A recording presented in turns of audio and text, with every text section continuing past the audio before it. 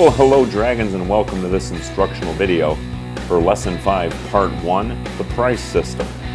The main idea behind this economics lesson is prices guide producers and consumers to reach efficient compromises on production levels of goods and services. With that in mind, by the end of watching this video, you'll be able to explain the role of the price system, describe the benefits of the price system, and describe the limitations of the price system. Now that the outcomes for this lesson have been shared with you, let's get started.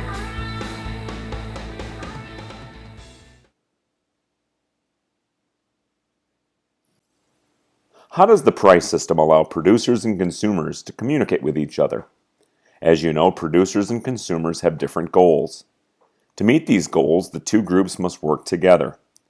The price system guides producers and consumers to balance the forces of supply and demand by reaching compromises on production levels. That is, a free enterprise economy primarily relies on the price system to answer the basic economic questions of what, how, and for whom to produce.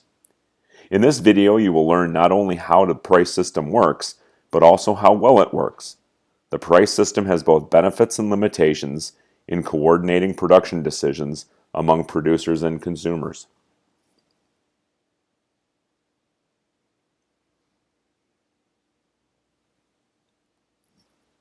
Every time you buy a good or service, you are speaking the language of prices.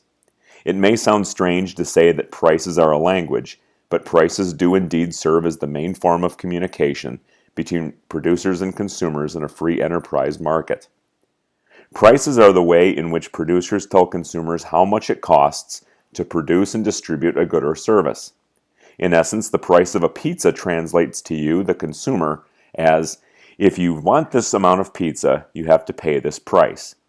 If you buy the pizza, your response to producers is, yes, I want this amount of pizza at this price. Similarly, if you do not buy the pizza, your response is, no, I do not want this amount of pizza at this price. If consumers buy a product at the established price, producers may be satisfied and maintain current production levels and prices. On the other hand, producers may decide to try to increase their profits. The owner of Palatial Pizza, for example, communicates this decision to consumers by increasing the price of a pizza. Consumers then have the chance to respond to Palatial Pizza's decision by accepting or rejecting the new price. If the price increase is acceptable, consumers will continue to buy about the same amount of pizza from Palatial, and revenue will increase. If the pizza increase is not acceptable, consumers will buy so many fewer pizzas from Palatial Pizza that revenue falls. In contrast, if consumers do not buy a product at the established price, producers must determine whether they can charge a lower price for the product and still make a profit. If they can, producers communicate this to consumers by reducing prices.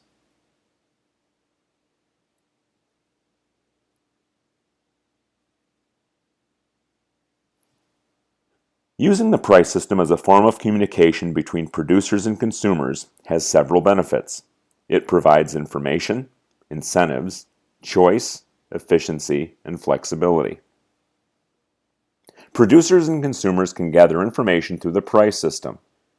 For example, the prices of resources tell producers how much they must pay to make their products. The market would be quite different if producers did not know this information. Businesses would make random decisions about what to produce because they would have no idea whether one product would be more profitable than another. A producer would have no way of knowing whether it would be more profitable to produce skateboards or microprocessors. Like producers, consumers gather information through the price system. Consumers need to know the prices of goods and services to make informed buying decisions. Without prices, how would you shop effectively? You would have no way of knowing how the cost of a sweater compares with that of a jacket.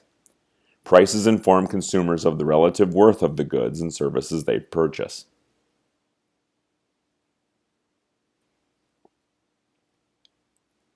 The price system also provides producers and consumers with incentives to participate in the market. An incentive is something that encourages you to behave in a particular way. High prices, when combined with low costs, generally encourage producers to supply more goods and services. This reflects the law of supply, that high prices encourage increases in the quantity supplied, while low prices encourage reductions in the quantity supplied. Low prices, meanwhile, give consumers an incentive to buy more goods and services. This, in turn, reflects the law of demand, which states that high prices generally encourage reductions in the quantity demanded, while low prices tend to encourage increases in the quantity demanded. If there were no price incentives, producers and consumers would have a much more difficult time exchanging goods and services.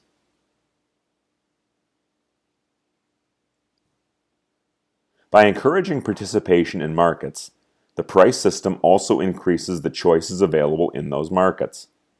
The higher the incentive to supply products to the marketplace, the greater the choice of products supplied. For example, consider the athletic clothing market. Demand for this type of clothing is high, which drives prices and profits higher in relation to many basic clothes like jeans and t-shirts. These higher prices and profits encourage competition among the various clothing manufacturers in this market. In competing with one another, the manufacturers create hundreds of different products, trying to match consumer preferences and generate the most profit. As a result, consumers can select from a wide range of styles and prices for athletic clothing and can choose to buy a $300 designer nylon jogging suit or a pair of $20 cotton sweatpants.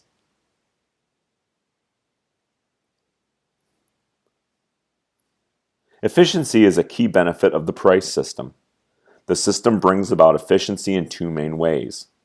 First, it provides for the wise use of resources. Prices tell producers which products consumers want to buy. High prices encourage producers to use resources to provide goods and services that consumers want. Low prices lead producers to stop using resources to provide goods and services that consumers do not want. Without prices to indicate consumer demand, producers could unknowingly waste raw materials, their workers' labor, and other resources by making products that would sit unpurchased on store shelves. The pricing system tells producers how to best use their resources, natural, human, capital, and entrepreneurial, to meet consumer demand. The price system also encourages efficiency by quickly delivering information to producers and consumers. Prices immediately signal the value of a good or service in relation to other goods or services. Producers can easily compare the prices of resources, and consumers can do the same for goods and services. As a result, both groups can make decisions efficiently. Think about how long it would take you to buy a pair of jeans at the mall if you could not compare prices. You might find 4 pairs you like equally, but be unable to determine which ones cost a lot of money and which ones are relatively inexpensive. The decision about which pair to buy would take you much longer. So long, in fact, that you might become frustrated and decide not to buy any jeans at all. By eliminating some choices, the price system allows consumers to make decisions efficiently.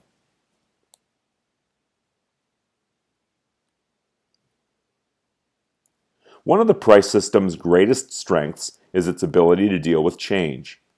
The supply and demand of goods changes almost constantly. A hit movie or music video can increase consumer demand for a particular hair or clothing style overnight. Sudden events such as floods, freezes, and work stoppages can reduce the supply of crops or manufactured goods. The price system can accommodate these changes quickly. If, for example, a freeze destroys a large portion of the orange crop, the price of oranges increases. The higher prices determine how the low orange supply will be distributed. Only those people who are willing and able to pay the higher price can satisfy their demand for oranges. If prices did not rise, the quantity of oranges demanded would be much higher than the quantity supplied. Consumers would have to compete for oranges, possibly by standing in long lines, only to have the supply run out before each person was able to make a purchase. In this case, many consumers who are willing and able to buy the lower priced fruit would be unable to satisfy their demand.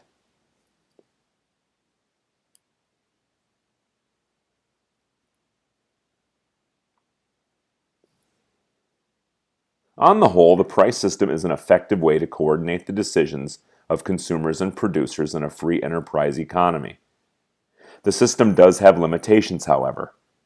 These limitations are sometimes referred to as market failures, because the market, or the price system, fails to account for some costs and therefore cannot distribute them appropriately. One limitation of the price system is that it may not take into account all of the costs and benefits of production. The production of goods sometimes results in side effects for people not directly connected with the production or consumption of the goods. These side effects are called externalities and can be either negative or positive. A negative externality exists when someone who does not make or consume a certain product nonetheless bears part of the cost of its production. Pollution is an example of a negative externality. Suppose that the air and water pollution emitted by the Paragon paper factory affects a wide geographic area.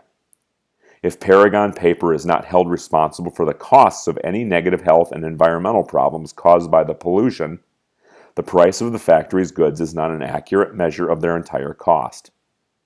Instead, part of the cost, the externality cost of pollution, is paid by the people living near the Paragon paper factory, rather than by the company and the consumers who buy Paragon's goods. In such situations, the price system fails to assign the entire cost of production to the producers and consumers of the products.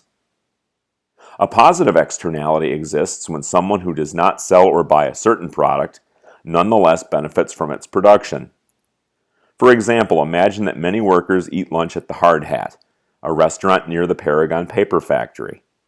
The Hard Hat's location allows it to benefit from the factory's production, even though it does not consume the factory's goods.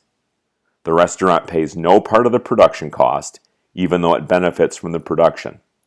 Instead, the Paragon paper factory and consumers who buy the factory's goods bear the entire cost. In such situations, the price system fails to assign the entire cost of production to all those who benefit from that production.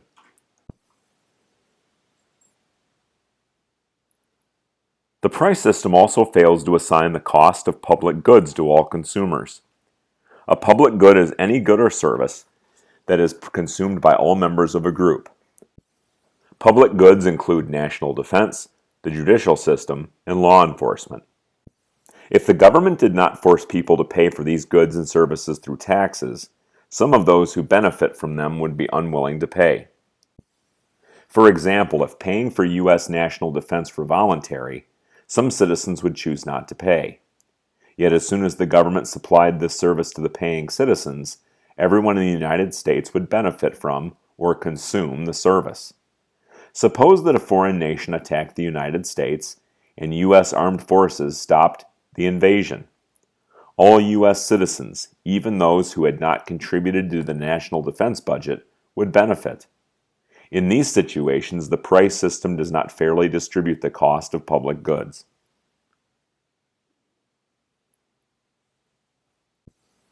Although the price system's ability to adapt to change is generally considered a benefit, this flexibility can make the system somewhat unstable. As the price system reacts to severe weather, natural disasters, worker protests, and other events, prices can swing quickly between extremes. A drastic drop in prices might cause some companies to go out of business. A tremendous price increase may make a certain necessity so expensive that most people cannot afford it. Even less dramatic price swings can prevent the market from functioning smoothly, because producers and consumers cannot rely on stable prices when making business or purchasing decisions.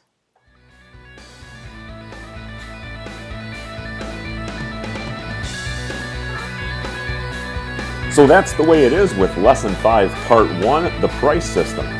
At this point, you should know that prices are the main forms of communication between producers and consumers, and the price system has several benefits and limitations. Don't forget to subscribe to my channel to have the entire catalog of economics videos available at your fingertips. Click the subscribe button and then click the follow bell to receive notifications as to when the channel is updated. Thanks for watching, and I'll catch you in class, Dragons!